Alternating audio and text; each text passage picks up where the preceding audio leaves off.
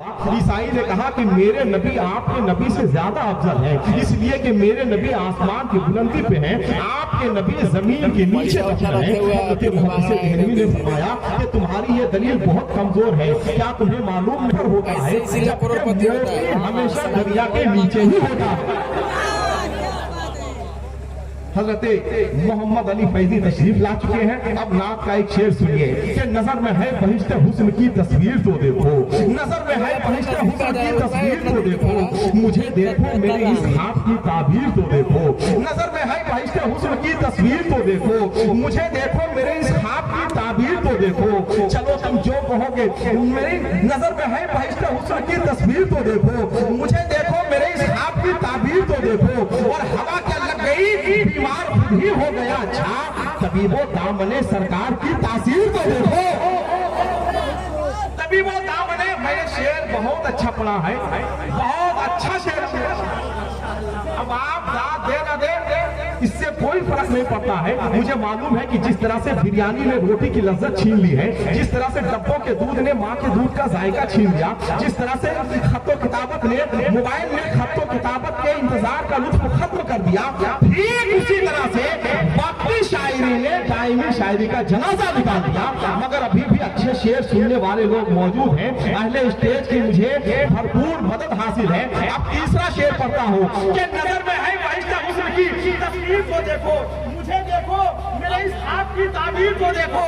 और हवा क्या लग गई, बीमार भी हो गया अच्छा, तबीबो दामने सरकार की तासीर तो देखो। तबीबो दामने सरकार की तासीर तो देखो। कहाँ मैं चश्मे हमारा, कहाँ वो गुंबदे खतरा, मुकद्दर देखने वालों मेरी तकदीर को देखो।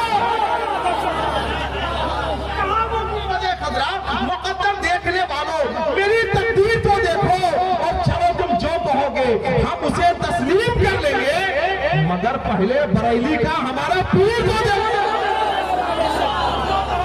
हम उसे तस्लीम कर लेंगे, चलो तुम जो कहोगे हम उसे तस्लीम कर लेंगे, मगर पहले बरेली का हमारा पीर तो देखो। नजर में है बहिश्ते हुस्न की तस्वीर तो देखो, नजर में है बहिश्ते हुस्न की तस्वीर तो देखो।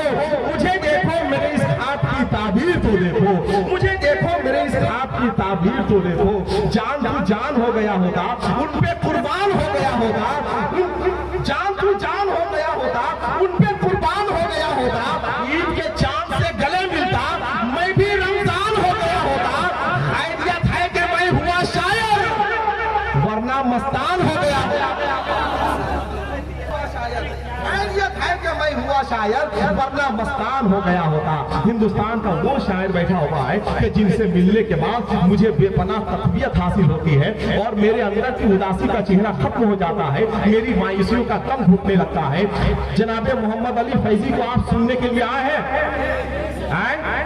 सुनने आए हैं, हम भी सुनने आए हैं, कोई अवार्ड लेने नहीं आए हैं, यही के लिए आए हैं। कोई अवार्ड मोहब्बत के साथ बोले सुभान अल्लाह, माशाअल्लाह। हिंदुस्तान का वो शायर बैठा हुआ है अल्हम्दुलिल्लाह, जिसे मोहम्मद अली फैजी कहा जाता है। इनको इतनी दूर ले उनसे सोने को मिलेगा। दे दो काम ये उर्से रस्मी में बरेली शरीफ में भी कर अपनी हालत को छोड़ दीजिए। जनाबे मोहम्मद अली फैजी तशरीफ ला चुके हैं अल्हम्दुलिल्लाह। नातिया शायरी से मोहब्बत करने वालों की गिनती ही नहीं की जा सकती है, ना ही कयासो गुमान की सीढ़ियों पर चढ़कर अंदाजा लगा जा सकता है। इसलिए कि नातिया शायरी इश्क़े रसूल की हलावत का नाम है। नातिया शायरी मोहब्बत रसूल की खुशबू की इबारत है। दुनिया की हर जबान का नातिया शायरी को अपनी जबान की आबरू समझता है। दुनिया की हर तनकीद नातिया शायरी का कसीदा पढ़कर अपने लहजे को मोतबर करती है। दुनिया की हर तहजीब नातिया शायरी को अपनी शख्सियत का सिंगार समझती है। जनाबे मोहम्मद अली फैजी से मोहब्बत करने वाले कितने लोग हैं? जनाबे मोहम्मद अली फैजी को अपने गले से लगाने वाले कितने लोग हैं? जनाबे मोहम्मद अली फैजी पर अपना सब कुछ कुर्बान करने वाले कितने लोग हैं? अगर आप ये मालूम करने के लिए बैठेंगे तो आपका कैलकुलेटर भी फेल हो जाएगा। मैं आज कोई तारुफ उनका इसलिए नहीं कराऊंगा कि जनाब मोहम्मद अली फैजी मुझसे उम्र में छोटे हैं। अब कितने छोटे हैं ये जानने के लिए हिसाब का जानना बहुत जरूरी है, जो मुझे आता ही नहीं। अगर मुझे हिसाब आता तो मैं अपने दोस्तों से नुकसान क्यों उठाता? अगर मुझे हिसाब आता तो मैं हिसाब में फेल क्यों होता? अगर मुझे हिसाब आता तो मैं हर किसी की तारीफ क्यों करता? अगर मुझे हिसाब आता तो मैं अदब की सब्जी मंडी में बैठकर हीरे की नीलामी क्यों करता? आप कहेंगे हिसाब नहीं आता तो दरगाह में बैठकर इल्मे मीरास कैसे पढ़ाते हो? तो अगर हिसाब नहीं आता है तो दरगाह में बैठकर इल्मे मीरास कैसे पढ़ाते हो? तो मैं कहूंगा मेरे भाई, आपने कभी पत्थरों से नहीं पूछा कि तुम्हें तैरना नहीं आता है तो तुम दरियाओं में क्या कर रहे हो? उर्दू नहीं जानते हो तो उर्दू एकेडमी का चेयरमैन क्यों बने हुए हो? एक वक्त की नमाज नहीं पढ़ते हो तो बाबरी मस्जिद एक्शन कमेटी का मेंबर क्यों बने हुए हो?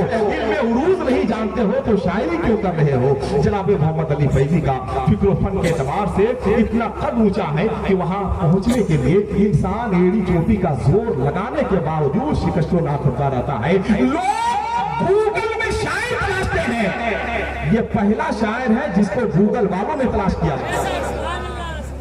जनाब मोहम्मद अली फैजी आइए, इस कोलंबस का नाम है जो जलसों और नातिया मशायरों के लिए एक सनद की हैसियत रखता है। कितने लोग सुनने के लिए तैयार हैं? मुझे एक नारे से अंदाजा लगाना है।